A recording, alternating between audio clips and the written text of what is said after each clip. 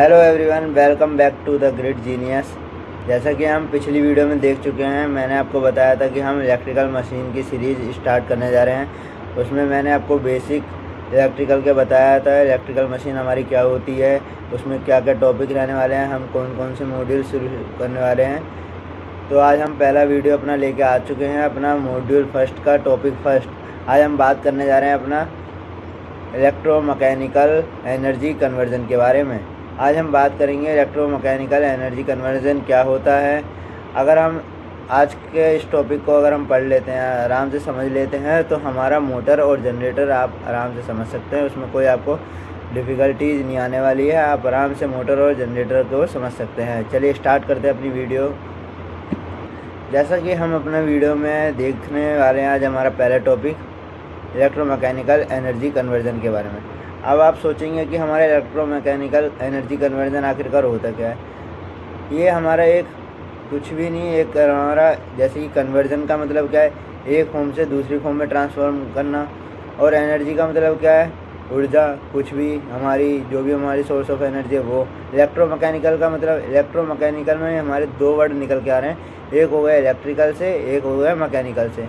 तो जो भी हमारा एनर्जी कन्वर्जन होता है इलेक्ट्रिकल और मैकेनिकल के बीच, उसको क्या कहते हैं, हम इलेक्ट्रोमैकेनिकल एनर्जी कन्वर्जन कहते हैं।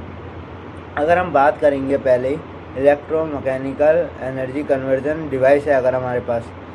इलेक्ट्रोमैकेनिकल कन्वर्जन डिवाइस क्या होता है हमारे पास, मोटर हो गया या जनरेटर हो गया, वो हमारा इलेक्ट्रोमैकेनिकल कन्वर्जन डिवाइस होता है। अगर हम मैकेनिकल एनर्जी को इलेक्ट्रिकल एनर्जी में कन्वर्ट करेंगे तो वो हमारा क्या कहलाएगा, मोटर कहलाएगा। मोटर हमारी किस प्रिंसिपल पे काम करती है, मोटर हमारी बेसिकली हमारे जो ऑपरेट होती है वो फोर्स प्रोड्यूस करता है मैग्नेटिक फील्ड के द्वारा। अगर उसके अंदर हमारी मैग्नेटिक फील्ड के द्वारा अगर फोर्स जनरेट होगी तो हमारे मोटर की जो शाफ्ट है वो घूमने लगेगी, और शाफ्ट घूमने से क्या होगा, हमारा मोटर रोटेटिंग में हो जाएगी, और मोटर रोटेटिंग से हमारा मैकेनिकल एनर्जी हमें मिलेगी। मेनली हमारे इसमें काम क्या रहता है, हमारा मोटर में मैकेनिकल इलेक्ट्रिकल एनर्जी को कन्वर्ट करता है वो हमारा मैकेनिकल एनर्जी में। अगर हम इसके एग्जांपल की बात करेंगे तो हमारा कई तरीके के एग्जांपल हमारी प्रैक्टिकल लाइफ में हम देख सकते हैं। पहला होगा हमारा इलेक्ट्रिक फ़ैन। ये हमारा फ़ैन घूम रहा है, ये भी हमारा एक तरीके से मोटर से घूम रहा है। मोटर इसमें लगी है, इस वजह से हमारे पंखे को रोटेट कर पा रही है, इसलिए हमारे सामने घूम पा रहा है। ऐसे ही आपने मिक्सर ग्राइंडर देखा होगा, मिक्सर ग्राइंडर के अंदर भी हमारा क्या लगा रहता है, मोटर लगी रहती है। और आपने कई वाटर पंप देखी होगी, जो हमारा पंप लगी रहती है, जो हमारे पंप पानी को नीचे से ऊपर फेंकते हैं, ऊपर से नीचे, उसका क्या होता है, उसके अंदर भी हमारी एक मोटर लगी रहती है। अगर हम इसके बाद दूसरा एग्जांपल की बात करेंगे तो कन्वेयर बेल्ट हो गया।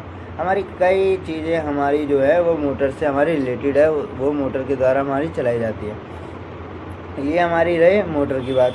और मोटर में हम बेसिकली इलेक्ट्रिसिटी को हम मैकेनिकल एनर्जी में यूज करने के लिए हम इसका यूज करते हैं। अब स्टार्ट करते हैं हम अपना सेकंड। जैसे कि हमारा मैकेनिकल एनर्जी को इलेक्ट्रिकल एनर्जी में कन्वर्ट करना है, तो उसके लिए भी हमारा एक इलेक्ट्रोमैकेनिकल कन्वर्जन डिवाइस होना चाहिए हमारे पास, जिसका नाम क्या होता है, हमारा जनरेटर। हम उसको किस नाम से बोलते हैं, जनरेटर से बोलते हैं। जनरेटर एक हमारा एक डिवाइस है जो कि हमारा मैकेनिकल एनर्जी को कन्वर्ट करता है इलेक्ट्रिकल एनर्जी में। अब आप कहेंगे कि इलेक्ट्रिकल एनर्जी को हम कैसे बना सकते हैं, कैसे कर सकते हैं।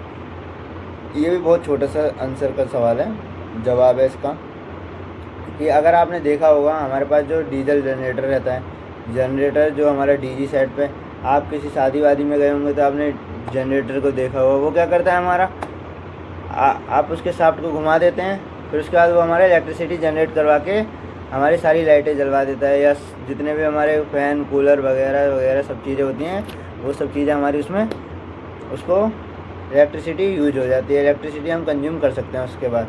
ये हमारा था जनरेटर के बारे में। अगर आप जनरेटर का वर्किंग प्रिंसिपल की बात करेंगे तो जनरेटर हमारा फैराडे लॉ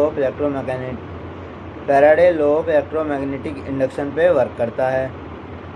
और इसके एग्जांपल की बात करेंगे तो मैंने आपको बताया, जैसा कि अभी डीजी हो गया, डीजल जनरेटर हो गया आपका, और हाइड्रो पावर प्लांट हो गया, या विंड पावर प्लांट हो गया, ये सभी आपके एग्जांपल रहेंगे इसमें। ऐसे ही ये जो हमारा जो कन्वर्जन था जो इसमें हो रहा था जनरेटर में, वो हमारा मैकेनिकल एनर्जी से इलेक्ट्रिकल एनर्जी में हम कन्वर्ट कर पा रहे थे। जैसा कि आज हमने अपनी वीडियो में देखा कि आज हमने समझा मॉड्यूल फर्स्ट में टॉपिक फर्स्ट को कि इलेक्ट्रोमैकेनिकल एनर्जी कन्वर्जन क्या होता है, वो कैसे काम करता है, कैसे हम इलेक्ट्रिकल एनर्जी को मैकेनिकल एनर्जी में कन्वर्ट करते हैं, मैकेनिकल एनर्जी को इलेक्ट्रिकल एनर्जी में कन्वर्ट करते हैं, उसके एग्जांपल क्या होते हैं, मोटर के, जनरेटर के एग्जांपल क्या होते हैं और वर्किंग प्रिंसिपल किस पे काम करते हैं।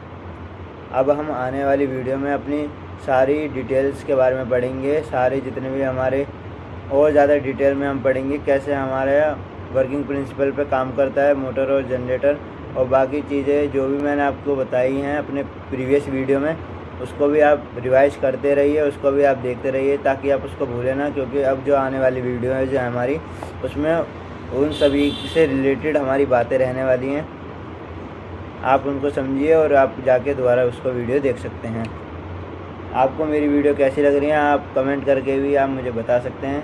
शेयर करिए, लाइक करिए, सब्सक्राइब करिए। Thank you for watching my video. मिलते हैं अपनी नेक्स्ट वीडियो में नए टॉपिक के साथ। तब तक के लिए शुक्रिया, बने रहिए आप।